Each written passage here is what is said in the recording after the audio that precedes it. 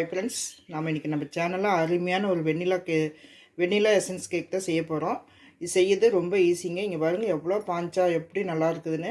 வாயில் வச்சோடனே கரைஞ்சிரும், அந்தளவுக்கு பஞ்சு மாதிரி இருக்குது. இது செய்யறது ரொம்ப ஈஸி தாங்க. ரொம்ப சூப்பராக ரொம்ப நல்லா வந்திருக்குது. நீங்களே இதே மாதிரி செஞ்சு சாப்பிடுங்க, குழந்தைங்களுக்கும் கொடுங்க. இது எப்படி செய்யுது அப்படின்ட்டு வாங்க ஃப்ரெண்ட்ஸ் வீடியோக்குள்ளே போய் பார்க்கலாம். வீடியோக்குள்ளே போகிறதுக்கு முன்னாடி புதுசாக பார்க்குறவங்க நம்ம சேனலை சப்ஸ்கிரைப் பண்ணி வச்சுக்கோங்க.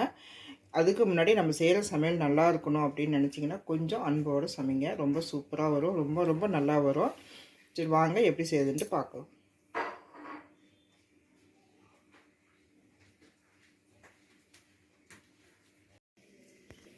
இப்போ இந்த கேக் செய்யறதுக்கு நான் ஒரு 4 முட்டை எடுத்துருக்குறேன். அதுலேயே ஒரு பிஞ்சு உப்பு, ஒரே ஒரு பிஞ்சு தான் போடணும். இதை கொஞ்சமாக ஃபஸ்ட்டு பீட் பண்ணிக்கோங்க.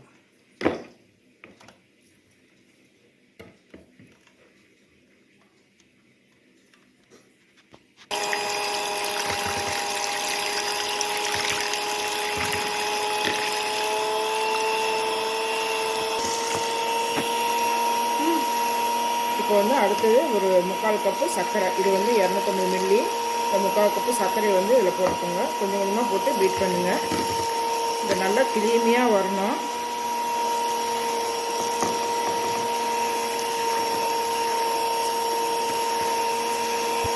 நான் எலக்ட்ரிக் பீட்ரு வச்சு தான் பீட் பண்ணிகிட்ருக்கிறேன். உங்கள்கிட்ட அந்த எலக்ட்ரிக் பீட்ரு இல்லைன்னா இந்த விஸ்க்கு நம்ம எல்லா வீட்லேயும் வச்சுருக்கோம். அதை வச்சு கூட நீங்கள் இந்த மாதிரி பீட் பண்ணிக்கலாம். நல்லா ஒரு 2-3 நிமிஷம் இதே மாதிரி நல்லா பீட் பண்ணிக்கோங்க.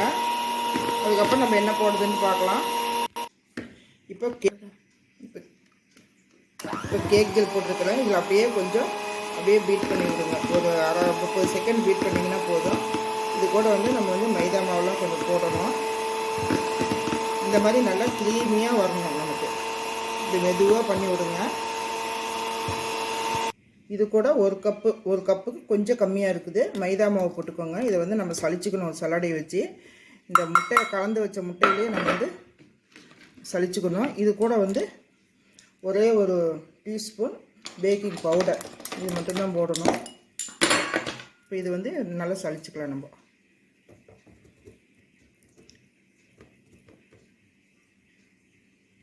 இப்போ மாவு நான் நல்லா சளிச்சிட்டேன். இப்போ இந்த மாதிரி ஒரு பேட்சில் எடுத்துக்கோங்க. இது இப்படி மெதுவாக இப்படியே கலந்து விடுங்க.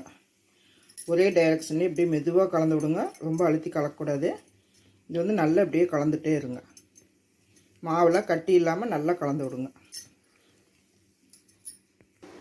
இப்போது இந்த மாதிரி ஒரு பேட்சில் வச்சு இப்படி கட்டிங் போர்ட்லேயே நம்ம கலக்கணும். இப்படி ரிவர்ஸில் இப்படிலாம் போயிடாதீங்க, இப்படியே தான் பண்ணணும். இந்த மாதிரி கட்டன் போர்டில் தான் நம்ம இதை கலந்துட்டு வரணும். இதில் ஒரே ஒரு ஸ்பூன் வெண்ணிலா எசன்ஸ் ஊற்றலாம். நம்ம இந்த பீட் பண்ணும்போது ஃபஸ்ட்டு இதுலேயே தான் வச்சு நம்ம பீட் பண்ணணும். இப்போ ஒரே ஒரு ஸ்பூன் வெண்ணிலா எசன்ஸ். உங்கள்கிட்ட பைனாப்பிள் இருந்தால் கூட நீங்கள் அது கூட ஊற்றிக்கலாம். நான் ஒரே ஒரு ஸ்பூன் ஊற்றிக்கிறேன். இது முட்டை ஸ்மெல் வராமல் இருக்கிறதுக்காக தான் இந்த வெண்ணிலா எசன்ஸு. இப்போ இதையும் இப்படி நல்லா கலந்து விடுங்க.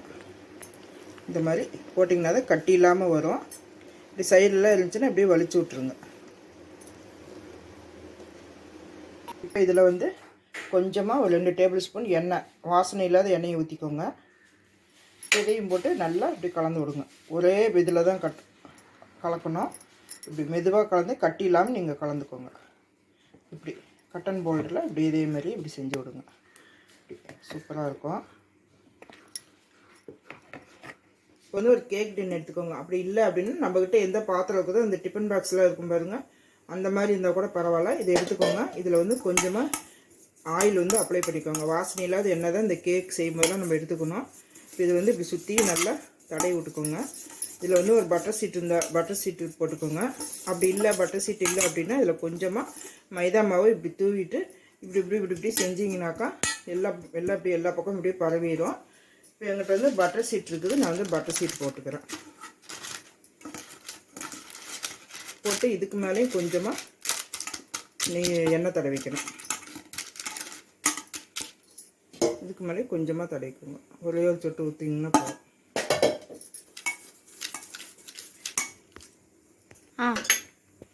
இப்போ நான் ஒரு குக்கர் வச்சுருக்கேன். நான் குக்கரில் தான் செய்ய போகிறேன். குக்கரை ஒரு 5 நிமிஷமாக ப்ரீஹீட் பண்ணி வச்சுருக்கிறேன். இது இப்போ நம்ம வந்து மாவு வந்து பேட்டரில் இந்த கேக் டின்னில் ஊற்றிட்டு இந்த இதில் வைக்கணும்.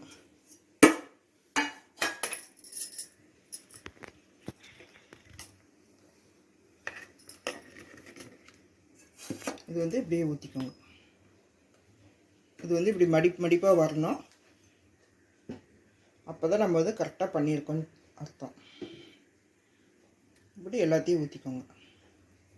இப்போ வந்து மாவெல்லாம் ஊற்றுனதுக்கப்புறம் ஒரு டூத் பிக் வச்சு இப்படி நல்லா கலந்து விடுங்க. ஏர் பபிள்ஸ்லாம் இருந்துச்சுனாக்கா வெளியில் வந்துடும். இப்போ வந்து அடுப்பில் வந்து நம்ம இது வச்சிடலாம். இப்போ வந்து அடுப்பு வந்து ப்ரீ ஹீட் 5 நிமிஷம் பண்ணி வச்சுக்கிறேன். இப்போ இந்த பேட்டர் எடுத்து நம்ம உள்ளே வச்சிடலாம்.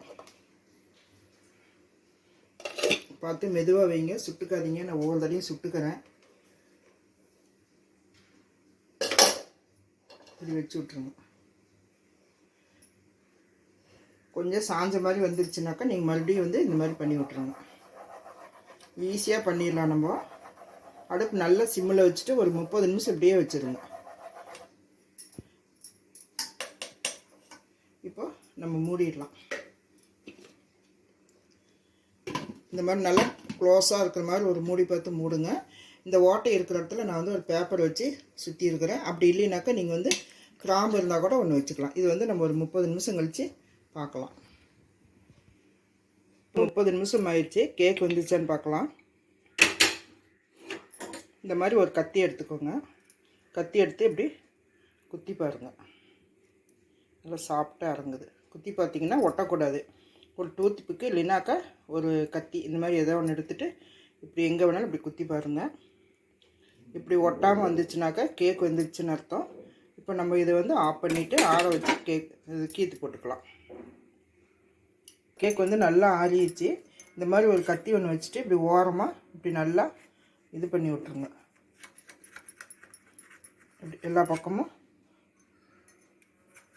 இப்படி பண்ணி விட்டுட்டு இப்படி பண்ணி விட்ருங்க. ஒரு தட்டு வச்சுட்டு அதில் வந்து இப்படி கமுத்தி விட்டிங்கனாக்கா அப்படியே விழுந்துடும்.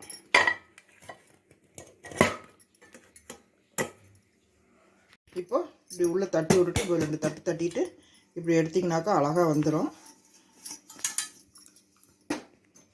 இப்போ நம்ம போட்டிருக்க அந்த பட்டர் சீட் வந்து நம்ம எடுத்துடலாம்.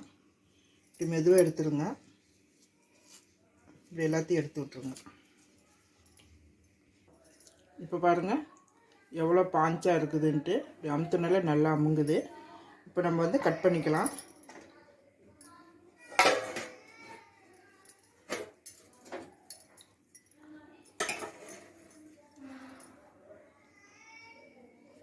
சூப்பராக இருந்ததுங்க.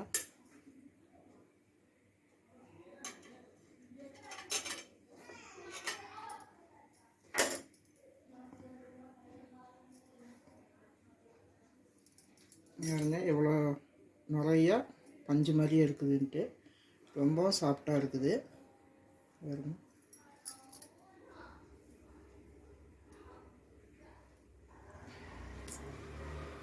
அவ்வளோதான் ஃப்ரெண்ட்ஸ், அருமையான ஒரு வெண்ணிலா பாஞ்ச் கேக் ரெடி பண்ணிட்டோம். நீங்களே இதே மாதிரி செஞ்சு பாருங்கள். இங்கே எவ்வளோ சாஃப்டாக இருக்குதுன்ட்டு. இது செய்யறது ரொம்ப ஈஸியாக தான் இருக்குது. ரொம்ப கம்மியான பொருள் தான் இதுக்கு தேவை. நீங்களே இதே அளவோடு இதே மாதிரி செஞ்சு பார்த்துட்டு எப்படி இருக்குன்னு கமெண்ட் பண்ணுங்கள். இந்த வீடியோ பிடிச்சிருந்தா லைக் பண்ணுங்கள், ஷேர் பண்ணுங்கள், கமெண்ட் பண்ணுங்கள், சப்ஸ்கிரைப் பண்ணுங்கள். அப்படியே பக்கத்தில் இருக்கிற பெல் பட்டனை கிளிக் பண்ணிங்கன்னா ஆல்ன்ற ஆப்ஷன் வரும். அதை டச் பண்ணிங்கனாக்கா நான் போடுற வீடியோ எல்லாமே உங்களுக்கு நோட்டிஃபிகேஷனுக்கு வரும். மீண்டும் அடுத்த ஒரு நல்ல வீடியோவில் சந்திப்போம். நன்றி, வணக்கம்.